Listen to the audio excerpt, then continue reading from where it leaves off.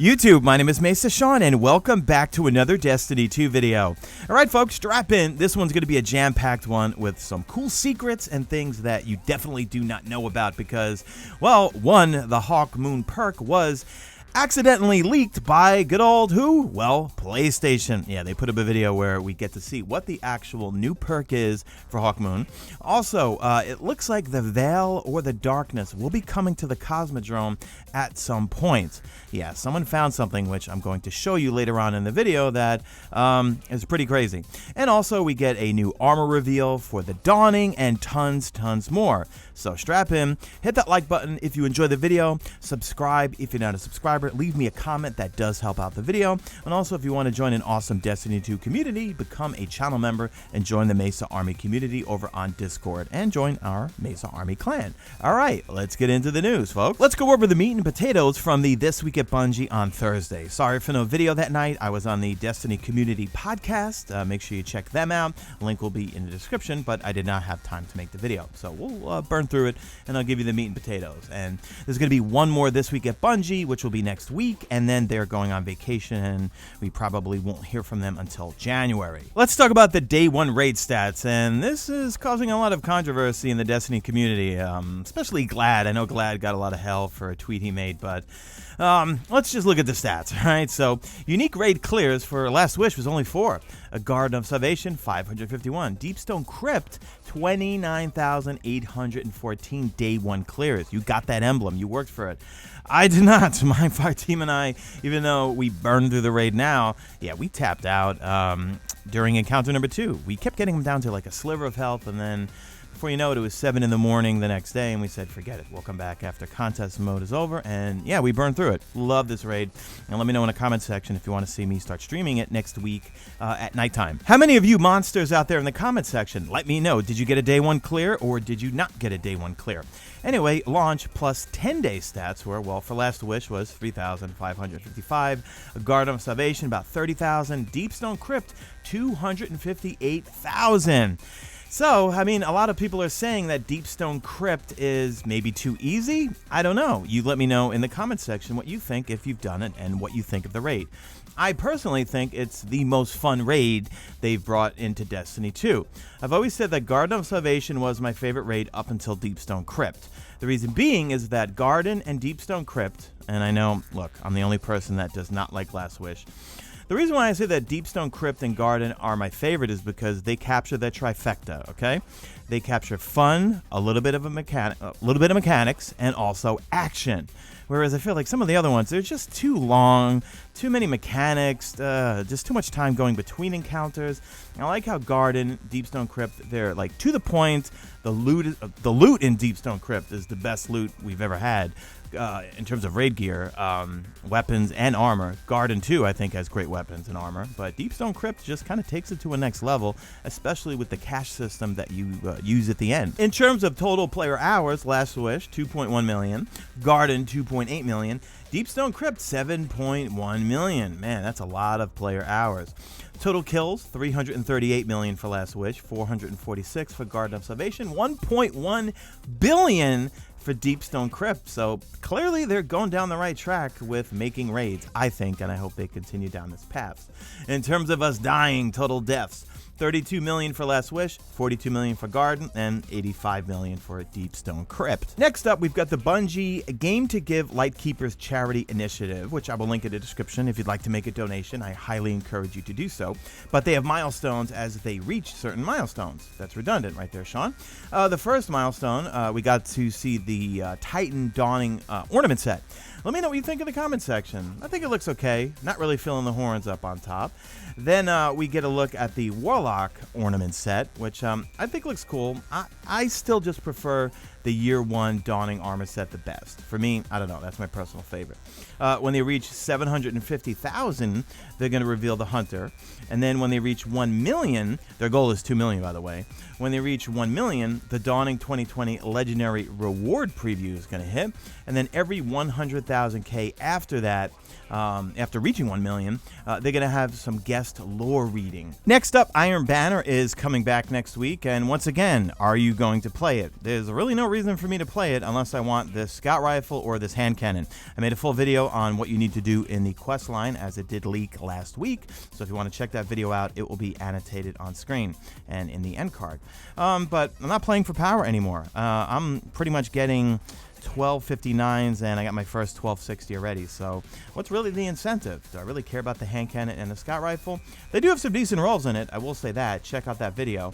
And here's a look at the armor set. It's not new. It's an armor set, ornament set, or armor set that we've had before already. However, the Iron Will armor set will be accepting the new combat mods, and I'm assuming it's going to be infusible up to 1410. So I don't know. Let me know in the comment section if you'll grind for it. Next up, we're getting an update next week, and it's really going to focus on all of you with the next generation consoles, Xbox Series X, PlayStation 5, and Xbox Series X. But the main thing is that you're going to get a field of view slider, and I'm telling you guys, that's going to be a game changer. That's what really sucked me into PC, and that's why I am staying on PC for the rest of Destiny 2. They don't say whether you could slide it to 105. That's what I have it on Destiny 2. When I play Call of Duty Warzone, you could set it up to 120, but then you can't see anybody. So I keep that at about 100, but I'm curious as to what the number value will be. It'll probably be like 100 to 105, but for the resolution on the Series X, you got 4K, PlayStation 5, you got 4K. The Series S, you got 1080p. All of them are 60 frames per second, 120 hertz Crucible supported on PlayStation 5 and the Series X, but not supported on the Series S. So faster load times on everything, cross-generation play, yes on everything. Sadly, PC people can't play with console players. I personally love it on Call of Duty Warzone because I get to play with my best friend from childhood, but I know everyone would say that would make PC PvP, well, it would make PvP a nightmare for PC players playing console players. And I play on controller and I get annihilated by mouse and keyboard warriors. Now, this big update 3.0.1 will be hitting on December 8th, and look what's coming back. Yep, the Prophecy Dungeon. I was kind of hoping we would get a new dungeon for the season or for Beyond Light, and I hope they start making more of them because every single dungeon they've made have been fun. But the details: Prophecy Dungeon will be returning to Destiny 2 on December 8th. This endgame activity is free to all players. Powerful rewards may be earned from each checkpoint once per week. Players may complete the dungeon once per week to obtain a pinnacle reward. Previously featured weapon and armor rewards are also available once again. I will probably be running it, but man, my friends and I are just too addicted to Deep Stone Crypt, so I don't know if we will have time for it. But anyway, also, something is coming to the Destiny companion app that everyone will be very happy about, and that is bounties. So beginning next week, players may acquire bounties from Destiny 2 vendors using the Destiny companion app. Bounties may only be acquired when players are offline, in orbit, or in the tower. This will be introduced through a companion app update. This is planned for December 8th. Stay tuned for @BungieHelp for more on this and the companion app update. Next week, you're going to be doing a lot of downloading. Look at those install sizes. Xbox Series S and X, you got 70 gigs, PlayStation 67, PlayStation 4 70. Is it true that the PlayStation 5 still does the whole copying and pasting thing? Come on, PlayStation. Have you not figured that thing out yet? But anyway, you can see on screen the install sizes and also the free space that you need. So yeah, next week there's going to be a lot of downloading on consoles and even PC. I mean, the install size is 69 gigs and free space needed is going to be 69 gigs for us PC folks. But yeah, roughly between 60 and 70 gigs for everybody next week. So lots of downloading. Let's move on to the secrets and the Hawkmoon leaked perk. So, first off, we've been seeing these Veil statues for a long time, or at least that's what we're all calling them, because we believe that the enemy race that is the darkness is called the Veil, and we've seen them from early concept art, and so forth, right? So they appear at the end of the Garden of Salvation raid, they appear at the end of the Shadowkeep campaign, we even see them in Beyond Light, and we even see one of these statues in the Deep Stone Crypt. Well, believe it or not, they were found on the Cosmodrome, and I'm calling it right now. A lot of people have been been saying, why did they bring back the Cosmodrome? There's nothing to do there. Guarantee you we will have either a whole season or maybe the end of like the 4th season of year 4 will revolve around the Cosmodrome and lead us into the Witch Queen. Because right now it's just, I mean, I understand it's brought back for new light players to explore maybe what Destiny 1 was like, but we need to have something focused there, and I'm almost positive Bungie has to have something planned for it. But Cloud XXXV over on YouTube, I will link his channel in the description. He posted a video showing what I'm about to show you here, and I believe he got it from Reddit, and I'm going to post that Reddit thread in the description from a username name_goes_here. But take a look at this, guys. If you go into the Cosmodrome where your ghost initially resurrects you, and you go all the way to the end here, and you take a high zoom sniper, and when you zoom in, when you look off into the clouds over there, you will see, what? 2 veiled statues just floating in the air. This is a really, really bizarre find here. I don't know, like, how do people find these things here? Those are 100% veil statues. This is the highest zoom scope that I had, and I don't think there's any other higher zoom scopes, but you clearly see those are 2 veil statues.